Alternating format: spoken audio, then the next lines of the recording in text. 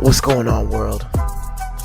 That's Vital Podcast episode 10. Yeah. Yo, so I was having a conversation with a friend of mine the other day. I was describing the flow state of mind. So flow, real quick, for anyone who doesn't know, flow can be your peak state of mind. It's your most creative state of mind. It's your most confident state of mind. It's the state of mind where you just feel you could feel the most alive for some. I mean, I guess feelings are subjective, so I can't speak on behalf of everyone. But for me, I feel the most alive in a state of flow. That's that Bradley Cooper and Limitless state of mind where you just like that is legit. Your thoughts are centered. Your thoughts are clear. So yeah, me and my boy was having a conversation. I was telling him, I'm like, yo, whenever I'm driving in the morning, I want to start my day off in my highest for real though, and like in that peak state of mind, like where I'm my happiest, where I feel the most inspired, because how I start my day is how the flow of my day is gonna go. So like I said last week, I always start the day off with the run, with the 5 mile, or it might be the 3 mile, and then we'll go to the basketball court or something, you know, or work out, whatever it is.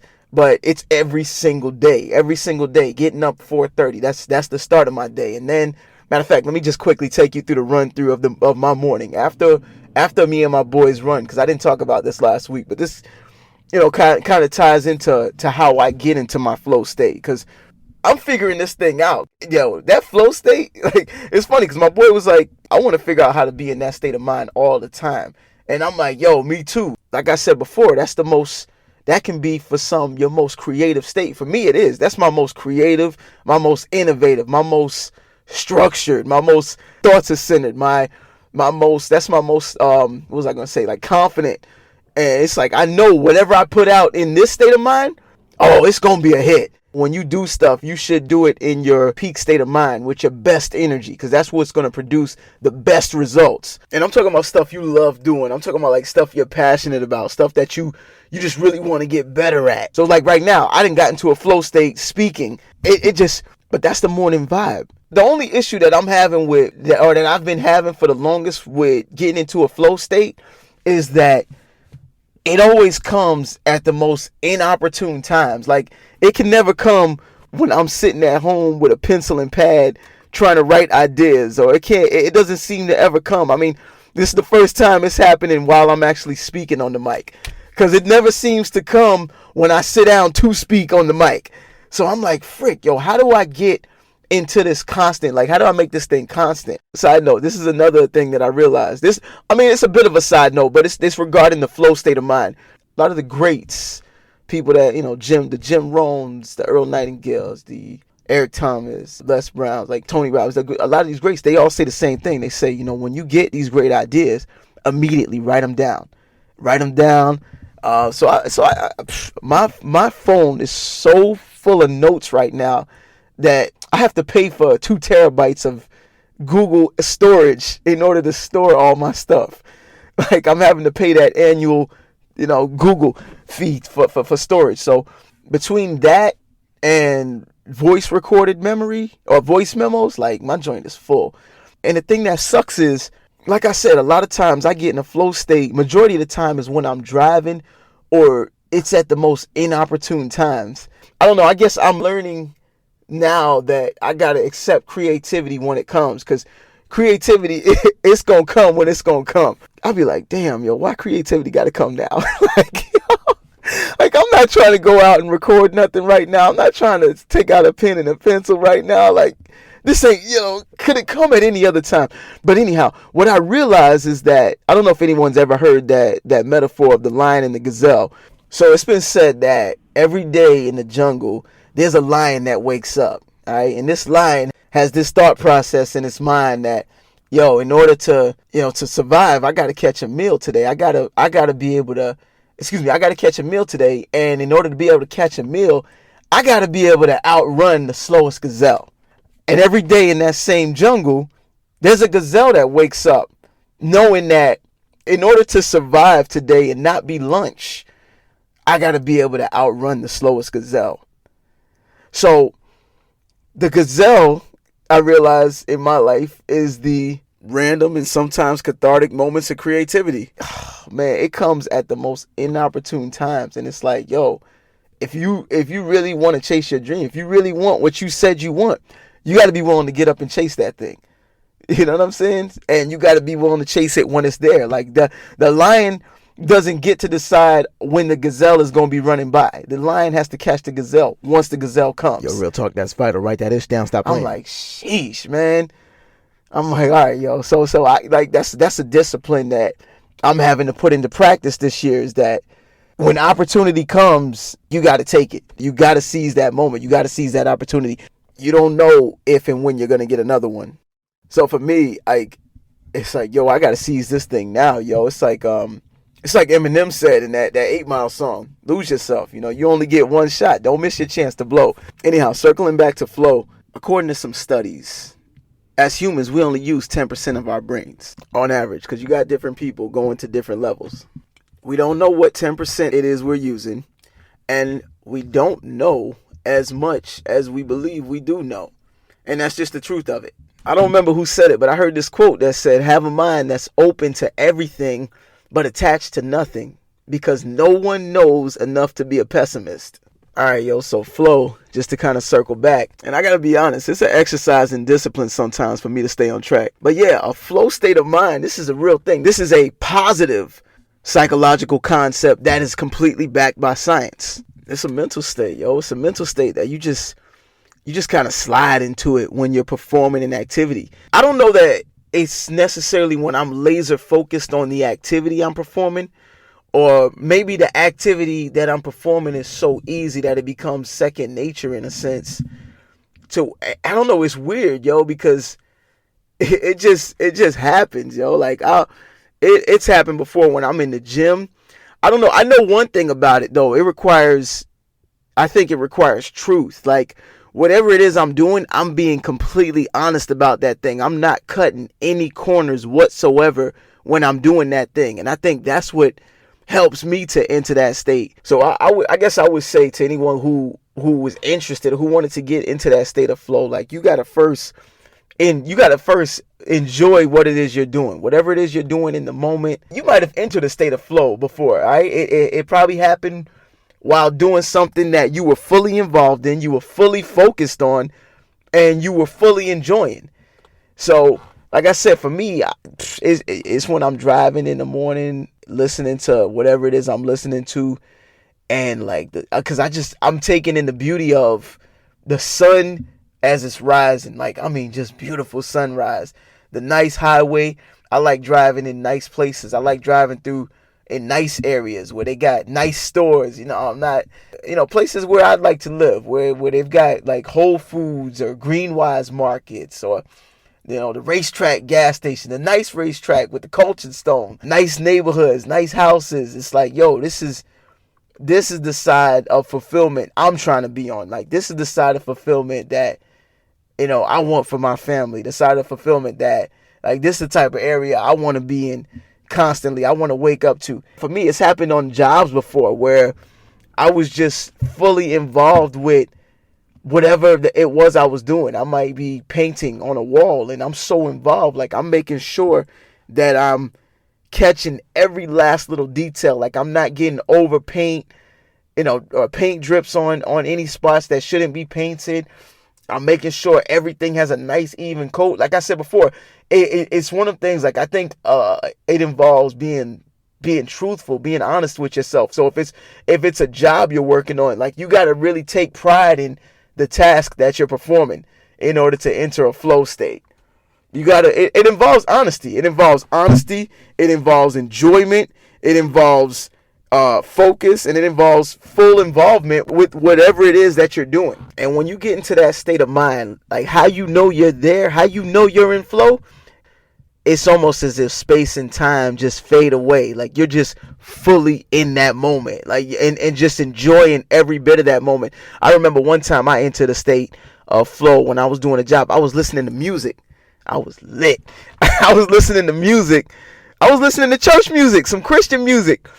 And, like, I was really captivated by the beauty of the music.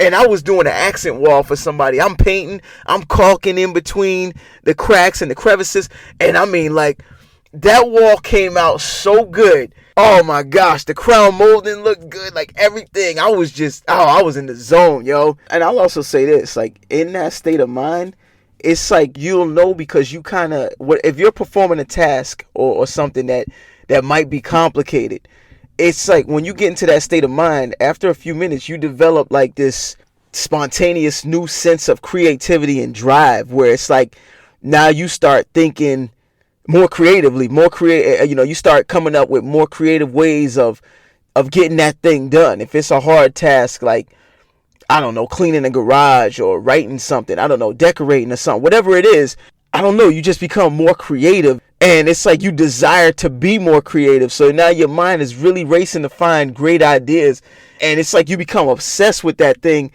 in that moment. You become so involved with whatever that task at hand is, or whatever that thing, and you just enjoy being in that state of mind and in that moment. And then once that thing is done, you get that rush of fulfillment. You know what I'm saying? You feel euphoric. You feel geek. You feel nostalgic. You feeling like, yeah, like I did that. All right, so if you're picking up what I'm putting down, and this is something that, like, you've either experienced before or you would like to experience, you got to keep these factors in mind. All right, if you want to get into a flow state of mind, first of all, I think truth is going to be the number one factor.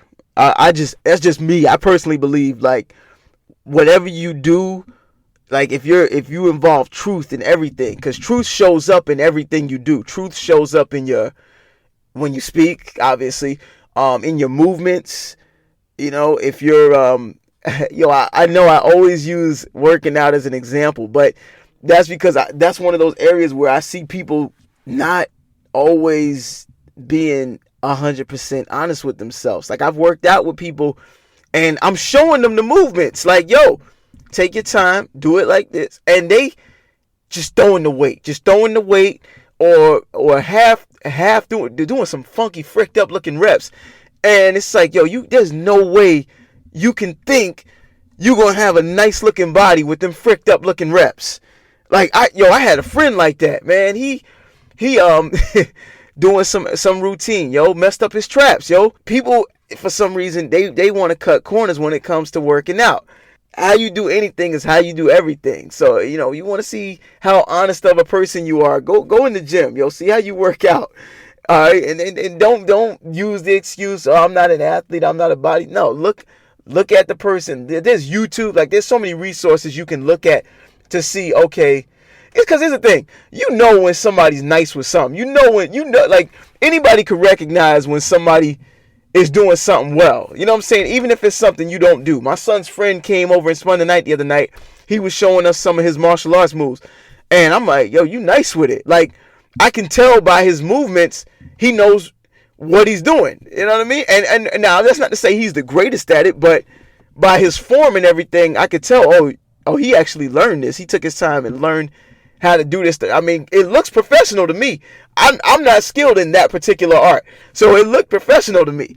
You know what I mean? So when somebody's doing something and it looks like, okay, that's what I should be doing. Like, your spirit, your mind, mentally, your intuition tells you, yo, that's the way, that's the standard, that's the way things should be done. Anyhow, yeah, to enter into flow, you gotta first be honest. My belief, you gotta be honest. But you gotta be willing, you gotta have a willingness to be honest with yourself. You gotta be involved in an activity with a goal. Like I said, I go into a flow state when I'm driving in the morning, taking my kids to school. Shoot, even when I'm running, I've gone into a flow state of running before, because there's a goal. The goal is, I'm trying to reach 1 mile in 8 minutes or whatever.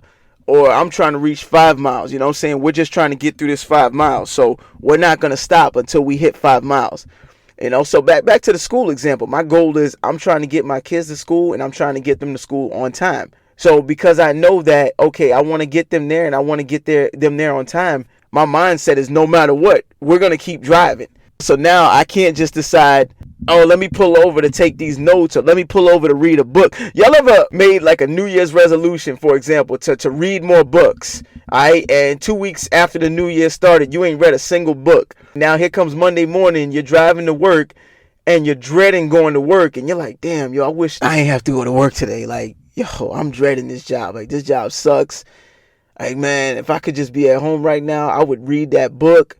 I'd read me a book. Like, you start, the other disciplines start to look real good when you're locked into something that you're forced to do that you really don't want to do. And that's not to say that for me, I really don't want to drive in the morning to take my kids to school. But I've been in that state of mind before where it's like there's something that I don't want to do. So now something that I told myself I was going to do but still haven't started to do starts to look real good in comparison to that thing that I don't want to do. And I'm like, yeah, yo, if I was home right now, I'd read a book. If I was home right now, I'd freaking clean the garage. I'd do this, I'd do that. And I know good and well if I was at home. So yeah, circling back. So you got to be involved in a task, and it's got to be something that you either like doing or don't mind doing, or I would say for me, it's in things that I've learned to find the beauty in. I don't really like that I drive an hour every day to take my kids to school, but I found the beauty in it, and I'm doing that by choice because the school that my wife and I, we wanted them in a specific school. And I'm willing to make that sacrifice, That, man, that's a whole nother podcast in and of itself, yo. It's like how a willingness to make certain sacrifices can really elevate your life. You know what I mean? Your life will be elevated to the degree of sacrifice you're willing to put in. I'm not saying that to say everybody should drive their kids an hour to school. That's for the pessimists, because, you got them people that, so you're trying to say that I should drive my...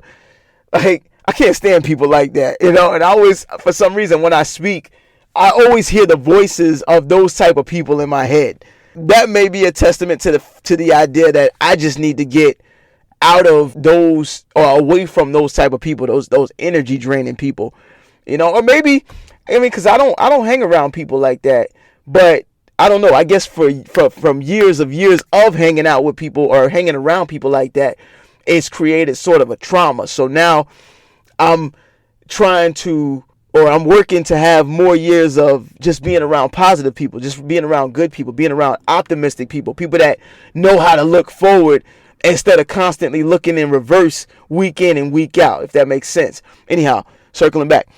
So yeah, you got to be involved in a task, and you want to be involved in a task that can give you some sort of immediate feedback. For example, if I'm running in the morning with my boys, and our first goal is let's hit that first mile. Like, we already know, my kids know when we're gonna hit that first mile. They know which house we pass every time we hit that first mile. It's the same house every time with the same black car in the driveway. They know whenever we hit the second mile, it's at the end of this block. It's as soon as they hit that stop sign at the end of this other block. That's the second mile. Now so that we got these little markers that let us know, yo, we hit the first mile. Boom, we hit the second mile. Like, all we got to do is get here, and that's the first mile. That's the first reward. Bomb. That's the first immediate feedback. Is that okay? We hit that first mile and we did it in 8 minutes or 12 minutes. You know what I mean? All right, we got feedback though. You know what I'm saying? So if we hit it in 8, great. If we hit it in 12, we could do better next time, but it's all right. We're going to still keep on moving. Now it's time to hit the second mile. Anytime, like, that's the kind of stuff that will get the gears of flow grinding in your head and get you to that state. And with that being said, there's also got to be a level of balance between the challenge and your skill level. So like I was saying with the run, if I hit, let's say I hit 8 miles I hit a mile in 8 minutes one day. My kids and I, we hit a mile in 8 minutes one day, and we hit it in 12 the next. We know that, okay, at any given point in time, we should be able to hit between 8 and 12. If we want to crank it up and try and do 7 minutes, we can crank it up and do 7 minutes, you know what I mean? And then we know, okay, somewhere that we know that, okay, between 7 and 12 miles, like every day, that's the goal, no matter what, but it's healthy. It's a healthy goal. We're not pushing ourselves too hard to the point of exhaustion, and we're not underachieving to the point of setback. And damn, that's a whole nother podcast. Yo, I'm gonna get at y'all next week.